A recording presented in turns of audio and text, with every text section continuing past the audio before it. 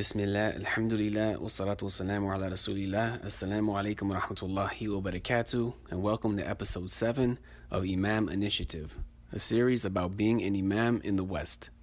In this episode, we hear Part 3 of Sheikh Mufti Muhammad Muneer's contribution to the series, in which he gives advice regarding how to give a khutbah. Bismillah. Alhamdulillah, wassalatu wassalamu ala rasulillah. Question says, how do you prepare duruus/khutbah/da'wah? How often do you write a complete khutbah from scratch versus personalizing a khutbah from another da'iyah or scholar that you heard or read? I would say the preparation for a khutbah or the preparation of duruus or da'wah, it doesn't begin when you're an imam, nor does it begin when you're in America or Canada or UK or Australia, New Zealand, whatever quote-unquote Western country you're in. It doesn't begin when you graduate. It doesn't begin when you intend to do it. I think and I feel is that your preparation for a khutbah is every single day. How much you read, how much you study, how much Quran you memorize, how much Quran you listen to and review, how sharp your mind is and how quick you can quote, how spontaneous and sporadic you can be. That's the ultimate preparation, because that's going to help your formal, structured preparation. So, for example, I'm going to do a khutbah on the virtue of giving sadaqah, okay? And I'm going to base my khutbah on 3 verses from the Quran, 2 hadiths of the Prophet ﷺ, and a statement of Ibn Mas'ud. So that's my structure. I'm going to start off like this. This is going to be my introduction. This is going to be my main theme, my main piece. This is going to be the finish or the completion of my first khutbah, the beginning to my second khutbah, etc. But that doesn't mean that there aren't going to be other ayats and other hadiths and statements and aspects that are going to pop up in my head randomly on the spot that I can quote lines of poetry or stories, historical events that I can bring up from the top of my head, whether I'm reading from a paper from my structured khutbah or not. And oftentimes that's the thing that captivates the people and brings the people in. When you can just connect the dots randomly without thinking, instinctively. And you can't do that. You can't prepare for that unless you do that every day. And that's how you study, and that's how you memorize, and that's how you train on a daily basis. So first and foremost, my humble opinion, my experience is that you yourself as a student of knowledge, you just have to be in that mindset. You have to be ready and willing and capable to train, to study all of the time, to be sharp, all right, all of the time, to be on point all of the time, all right? And then when you do the khutbah, and you have your structured khutbah or your structured class, you stick to the script, but other stuff comes. And to me, that's the difference between regular, average, and gourmet. The gourmet is the stuff that's on the side. The preparation, the spices, the how it looks, all right? Everything, the detail, the minute detail is given to every single feature. And you can't do that on the spot, all right? That has to be something that's your way of living on a daily basis. As far as actually sitting down and preparing something, then first and foremost is, what do you want to speak about? What do you need to speak about? What have you been asked to speak about? All right, whether you can make the decision yourself, whether you can prioritize yourself, or whether you're an imam and you're under a contract and the administration says that we, with all due respect, would like you to talk about this today. Could you please talk about earthquakes? Or could you please talk about domestic violence? Many people in the community are from Indonesia, and there's been an earthquake, or there's been a tsunami, or this or that. Many people in the community have problems with domestic violence, etc. Or the administration, they may say, this is what you're going to talk about today. You may be at a masjid in which they tell you what to do. What can you do? All right. Or you may be in a masjid in which you have your own freedom. You can talk about whatever you want to talk about. You have your own choice. And you may be decisive or you may be indecisive. All right. So the first step is to knowing what the topic is going to be on, whether it's your choice, your selection, or someone else's, right? So inshallah ta'ala, you just, once you have what it is, that's half the battle. So my khutbah is about domestic abuse. So now just sit down and think about it before you pick up a pen or a pencil. What's domestic abuse? How popular is it? How widespread is it? Is there anything in the Quran about it? Anything in the Hadiths about it? What did the Salaf say about domestic abuse? What did the ulama say about domestic abuse? Are there other khutbahs that are available that I can, as it says, tailor it to my own, whatever the case may be. Figure it out, the topic, the main stuff. First is the danger of it, the impermissibility of it, the effects of it, the fruits of leaving it off, so on and so forth. And then you figure out how you want to tackle it. You want to do the tafsir of the Quran. You want to just do the hadiths. You want to talk about it from your own personal experiences. I grew up in a household of domestic abuse. It damaged me, but it also helped me and made me stronger, so on and so on and so forth. And just break it down. A big, large thing is broken down into small pieces. And you manage and you sift and you section off the small pieces and you make it accordingly, inshallah ta'ala. So that's with regards to a khutbah, okay? And the same applies to class, all right? You know what you want to talk about, and then know how you're going to talk about it, how you're going to break it off, how you're going to section it off. Khutbah has an introduction. Khutbah has a main body. The khutbah has a conclusion. And then you have 2 khutbahs. So now you actually have 6 pieces instead of 3. You have 2 introductions, 2 conclusions, and 2 main themes. All right? And that's the structured, scripted khutbah, and that's not included what's going to come to your mind, what Allah will give you on the spot, like I said previously before. So that's a way of preparing a khutbah. Another way of preparing a khutbah that I do sometimes, people may think that I'm lying or say I'm lying or you're crazy.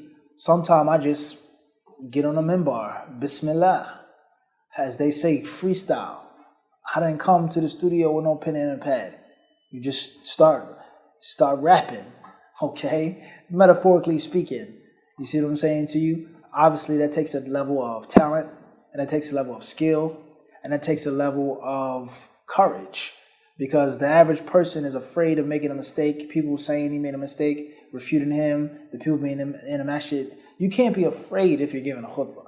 That's the first rule, is you can't be afraid. You can't be scared, and you can't worry about people. You remove yourself from the battlefield before you go to and fight the battle. That's it. You're there to give a service. And when you're over sensitive and you're worried about what someone is going to hear or write down or record or want to make a mistake, it holds you back. So oftentimes, you might just have to give a khutbah without no preparation. And you may make a mistake. And that forces you to do better the next time. Okay? Me personally, as I've said many times before, when I had to do khutbahs, I would get, like writer's block, as they say. I couldn't think about a topic. I couldn't think about it. It just didn't come to me. And once I was in Atlantic City, I went from Philadelphia to Atlantic City and I had to give a khutbah and I had no preparation. And I did the khutbah, and after the khutbah, one of my friends, back then he was a friend, now, he didn't necessarily speak to me now. He said to me, he said, Mufti, he didn't say Muhammad ibn Muneer, okay, he said Mufti. He said, Mufti, that was one of the best khutbahs I ever heard you give. And then from that on, I knew that I had the ability to, quote unquote, freestyle. I had the ability to just, as they say, spit, go from the top of your head. So sometimes that's the best khutbah, because it's heartfelt. It's not prepared. It isn't cosmetic. It's not synthetic. It's natural, raw, right from the heart, right from what you're thinking, what you're feeling. Or I may write a khutbah or structure a khutbah, and I may walk into the masjid and see a brother that I ain't seen in a long time. Or I may see something happen on the street, traveling or driving or flying to the khutbah, whatever, on the airport, whatever. Or you may see somebody may say something to you, and you may just come up with an idea on the spot, and you may change everything, or augment it, switch it up. So that's my philosophy on the khutbah, is that, like we say, learn the form but seek the formless. There's a way, there's a structure, there's a body, and at the same time, you got to be a little crazy, a little reckless. You got to be a little haphazard, a little spontaneous. But you can only do that if you've trained and prepared way before the time to give the khutbah. If you're reading and studying and listening for years, and it's soaking into your pores and soaked into your blood and your flesh, then you can quote and do stuff like that. So I think that's one of the ways, and I think that a student of knowledge and the imam of the masjid should diversify his style. And you should try always out. Give a khutbah without any preparation.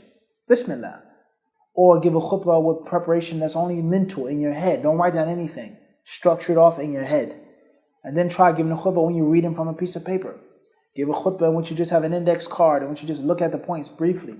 Give a khutbah in which you're quoting from Ibn Qayyim or Ibn Kathir, reading from an iPad. Okay? Mix it up. And learn always, get experience in all styles. And bi'idhnillah, as time goes on, you'll know what's best for you and what's most suitable for you. All right? Giving dawah, giving a class, I think is a bit easier than a khutbah. Khutbah is oftentimes has a lot of pressure. It's the most important day of the week. It's the biggest congregation of the week. And people are looking forward to a spellbinding speech. They're looking forward for you to make them feel good. And they want to get sins off their backs. They want to give sadaqah. They want to walk out the masjid feeling invigorated. All right? So it's not a joke. All right? Or at least at the masjid where I'm the imam. Other masjids may be different. People may be used to redundant khutbahs, boring khutbahs, snooze, day quill, night quill type khutbahs. Many masjids are like this. Unfortunately, it's a reality. And I'm only going to say what I've seen and experienced. But my masjid or other masjids that I go to and frequent to, that's not how it is. People, they want to hear you speak. They want to hear you talk. All right? And in my masjid, many people, they travel from far and wide to hear the khutbah. And I'm not saying this arrogantly or being conceited, but I'm just speaking the truth. Many people, they'll say, this is the best khutbah in New York City. They said, I've come from Manhattan, a whole other borough. I come from another state just to hear you. It's not the best masjid. It's not the biggest masjid. It's not the fanciest masjid, but it's the best khutbah. So many people, they look at the khutbah as a responsibility. And, you have to deliver it to the people. So giving a class is easier. The crowd, the attention, the expectations, the nervousness, the anxiety, the adrenaline is not the same. So once more, you have to look at what you want to give the class on. What does the community need? What does the community want? Who is the audience? Who are you speaking to? Are you speaking to people online, long distance, people local? Is it a iman booster, khatira as they say? Or is it actual darasa ilmi, in which you're explaining a book, a text? All right? What level are the people on? Beginners, intermediate, advanced? Okay? What do you like to talk about? What do you find pleasure in speaking on? That's very important. Because you have to enjoy the khutbah before anybody else. You have to enjoy the class before anybody else. You have to benefit from the khutbah before anyone else. You benefit from the dawah or the workshop before anybody else. So what do you like to talk about? Where's your passion? All right? What's heartfelt to you? What do you feel changed your iman, changed your life when you went overseas? What got you to stop smoking cigarettes or stop listening to music or stop drinking or stop doing this? What made you quit? You have to think like that. Now put yourself in their shoes. And I do that oftentimes when I give a khutbah. Oftentimes I do that. And that's why oftentimes many people, they come up to me and they say, and there's no exaggeration, there may be 10, 15 people, different people, and they may say, you were talking about me, weren't you? How did you know? How do you know what's going on in my life? Wallahi, I thought that you were talking directly to me, and I know nothing about his personal life. Okay, so you got to put yourself in their shoes and have the heart and the soul and the spirit, the compassion for the people. All right, you got to love for your brother what you love for yourself.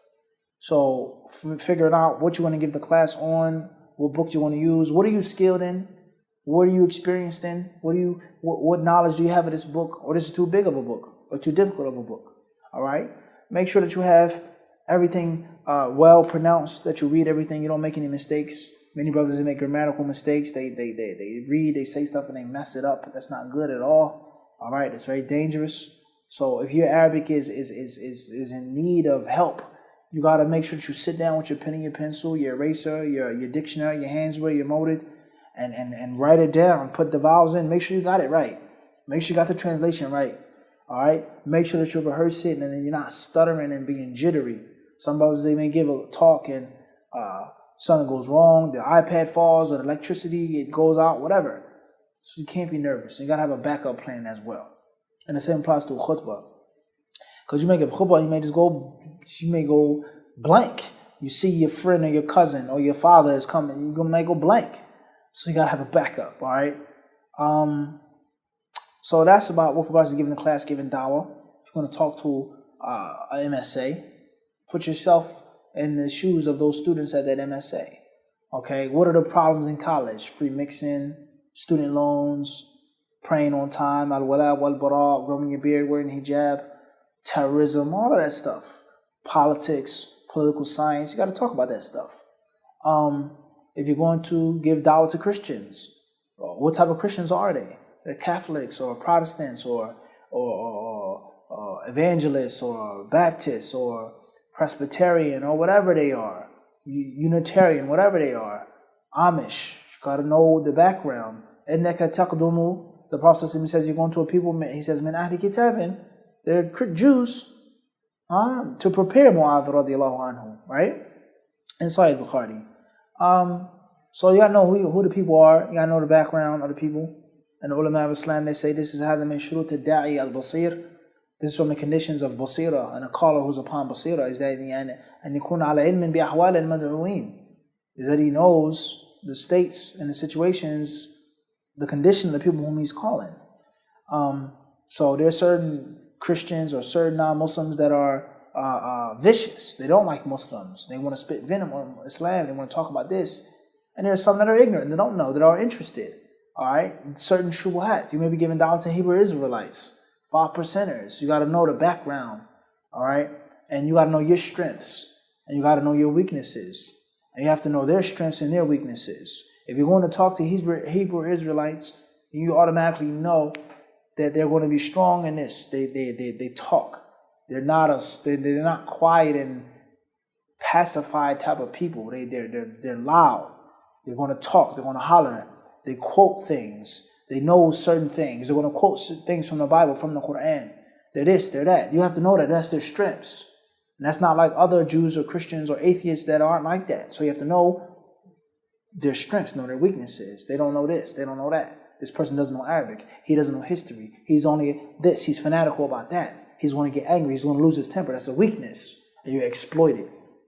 You got to know your weaknesses as well. What is your weakness? Your memory isn't strong. Okay, make sure you have your stuff written down. What's your weakness? You become nervous. Make sure that you have someone else to keep you on point. So, as it states, in the famous book, it says that if you know yourself and know your enemy, then you need not worry the outcome of 100 battles. You need not worry the outcome of 100 battles. If you know yourself and know your enemy, there's no way you're going to lose. As far as if you know yourself or don't know the enemy, every win is going to be, every victory will be a loss. If you don't know yourself nor the enemy, then you'll succumb to your enemy in every single battle.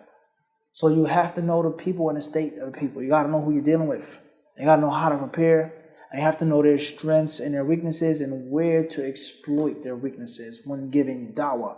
Or they could be Muslims that are sinful, or Muslims that are upon bid'ah. You have to know what their weaknesses are. They don't have no authentic hadith to support their claim. So you know to bombard them with authentic hadith to support your position. Whack of it, huh? So, give yourself adequate amount of time. Sit down, prepare, write down, and think about everything possible that can happen in this lecture, or any possible question, or any possible thing to come up in this debate. And prepare yourself for it. Seek the help of people that are older than you, more experienced than you, whether they're scholars overseas, brothers who graduated and who have been successful imams in America for years. All right? As it states in another ancient Chinese proverb, it says, before you do anything, consult 2 old people. Before you do anything, consult 2 elders, 2 old people. They don't even have to be Muslim. Just ask them what they think, because they're old. They have experience in life. So this is a few words of wisdom from my own personal experiences with regards to how to prepare for a khutbah, how to prepare for a class, and how to prepare for dawah. And don't ever forget the blend between orthodox and unorthodox. Like I said, you have the structure, then you have the spontaneous. You have the traditional, then you have the modern. You have the Eastern, Middle Eastern, then you have the Western. You have the old stuff with the technology, right? You merge and you marry the two together. You have the civilized way, and then you have the wild, untamed way. You have to mix and blend. Never have the people bored. Never keep them expecting and anticipating your next move, all right? Allah subhanahu wa ta'ala surely knows best. These are my humble experiences. Wallahu ta'ala alam.